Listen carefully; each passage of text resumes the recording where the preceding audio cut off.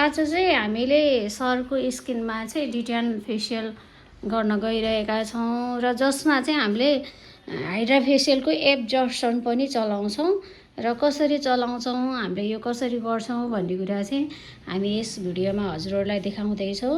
राम्रोसँग हेर्नुहोला र अनि हजुरहरूलाई पनि यस्तै फेसियल गर्न अथवा सिक्न छ भने हामीहरूलाई सम्पर्क गर्न सक्नुहुन्छ। र अब सुरु अवस्थामा चाहिँ सरको फेस यस्तो छ, खासै नराम्रो त छैन, तैपनि हामीले यसलाई अझै व्हाइटनिङ एन्ड ग्लोइनिङ दिनको लागि क्लास लिन गइरहेका छौँ। फेसियल गर्नुभन्दा अगाडि हामीले स्किनमा चाहिँ हाइजेनिङको कुराहरू गर्दछौँ र यस्तो खालको एउटा पफ आउँछ जुन हेर्दा चाहिँ स्टिक जस्तो देखिन्छ। यसलाई चाहिँ हामीले पानीमा डिप गरेर फुलाउँछौँ र यसैले फेसियलको पफको रूपमा प्रयोग गर्छौँ, जसले गर्दा यो युज गरिसकेपछि फेरि हामीले फाल्छौँ र अर्को नयाँ व्यक्तिलाई गर्नु परेमा नयाँ निकालेर गर्छौँ, जसले गर्दा एकअर्कामा रोगहरू सर्न पाउँदैन।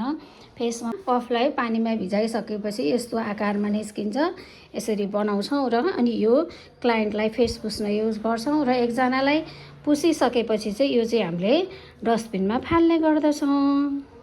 यो क्लासमा चाहिँ हाम्रो बहिनीले चाहिँ फेसियल गर्न गइरहनु भएको छ र उहाँको फेसियल कसरी गर्नुहुन्छ हेरौँ है। बहिनीले चाहिँ सरलाई फेसियल गर्नको लागि चाहिँ यसरी रुमाल राखिदिनु भएको छ। लेडिजहरूको चाहिँ अलिकति ओपन कपडामा फेसियल गरिन्छ भने जेन्ट्सहरूको चाहिँ यति मात्रै हुन्छ। उहाँहरूले क्लोज कपडा लाउने भएको हुनाले चाहिँ यति गर्दा हुन्छ। लेडिजहरूको गर्दा चाहिँ ब्याक नेक पोइन्टमा पनि गर्नुपर्ने हुन्छ र अलिकति ओपन गला भएको हुनाले थोरै तलसम्म पनि हामीले फेसियल गर्दा राम्रो हुन्छ। फेसियल गर्दाखेरि डिटेन सेट चलाउँदैछौँ। सुरुमा चाहिँ हामीले यस लिलियमको क्लिजिङ मिल्कले फेस सफा गर्छौँ। क्लिजिङ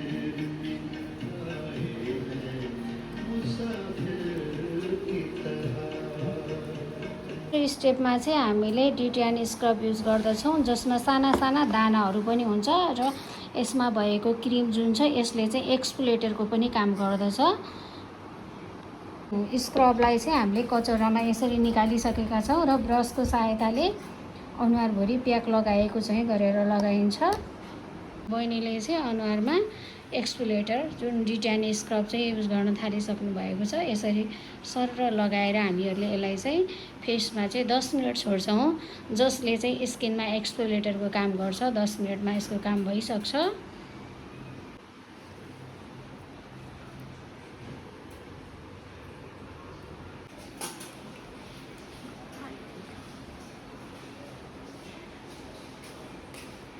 हामीले फेसमा एक्सफोलिएटर लगाएको चाहिँ 10 मिनट भइसकेको छ। यानि सुकेको ठाउँमा चाहिँ कहीँ कहीँ यस्तो सेतो देखिन्छ र अब बहिनीले चाहिँ यसलाई हल्का पानीले ड्याप गर्दै यसलाई बिस्तारै भिजाएर रोलिङ गर्दै गर्दै 5 मिनट जति मसाज गरिदिनुहुन्छ र अनि यसलाई चाहिँ हामी पुस्दिन्छौँ।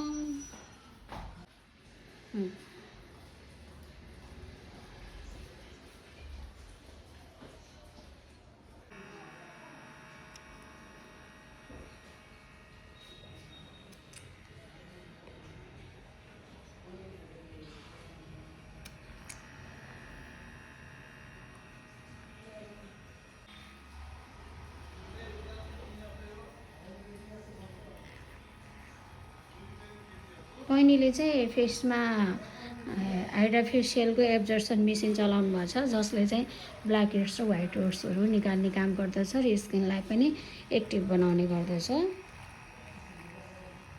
मा चाहिँ एक्सफोलिएटर गरिसकेपछि चाहिँ यसरी डिटेन क्रिम चाहिँ हामीले निकाल्छौँ, जुन चाहिँ यस्तो ल्याक्टिक एसिडबाट बनेको हुन्छ, दुधबाट बनेको हुन्छ र यसरी कचौरामा निकालिसकेका छौँ र यसलाई फेसमा एप्लाई गरेर मसाज गर्छौँ। यसमा चाहिँ हाम्रो बहिनीले चाहिँ स्किनमा मसाज गर्दै हुनुहुन्छ। यो चाहिँ फेसियल मसाज क्रिम हो, जुन चाहिँ मैले अघि हजुरलाई देखाइसकेको छु। यो प्रोसेस चाहिँ स्किनमा मसाज गर्ने प्रोसेस चाहिँ 10 देखि 20 मिनट हुन्छ। उहाँलाई चाहिँ अराउन्ड 15 मिनट जति गर्छौँ हामीले अघि, किनभने हाइड्रा चलाइसकेका छौँ, त्यही भएको हुनाले।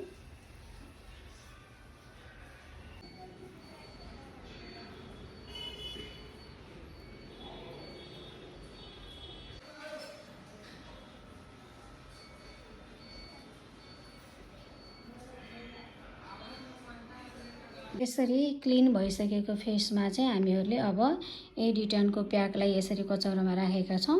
लगाउन गइरहेका छौँ र यसलाई चाहिँ हामीले प्याकलाई चाहिँ अनुहारमा 20 मिनट राखेर अनि फेरि सफा गर्छौँ र यसरी एउटा कम्प्लिट फेसियल सकिन्छ।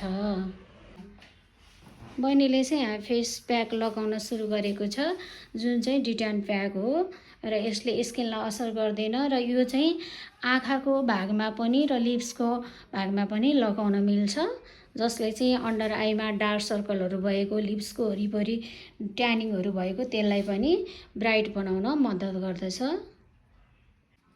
यसरी डिटान प्याक चाहिँ सम्पूर्ण फेसमा अनि आँखाको अन्डर आई, अप्पर आईमा र लिप्सको वरिपरि पनि, लिप्समा पनि लगाउन मिल्छ, किनभने यसमा चाहिँ ल्याक्टो ब्लिच भनेर ल्याक्टो दुधको मात्रा प्रयोग गरिएको हुन्छ, जुन दुधबाट बन्छ, जसले चाहिँ स्किनलाई चाहिँ असर गर्दैन र फेस प्याक अरू फेस प्याक लाए जस्तो स्किन टाइट कक्रक्क पनि हुँदैन, तर एन्टी एजिङको काम र ब्राइटनिङको काम चाहिँ एकदम राम्रो गर्ने गर्दछ।